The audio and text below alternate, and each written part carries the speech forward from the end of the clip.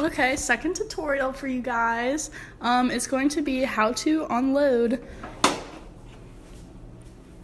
the dishwasher. So, oh no.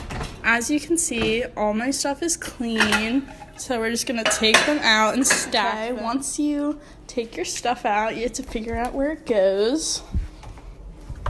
Oh look, they go right there.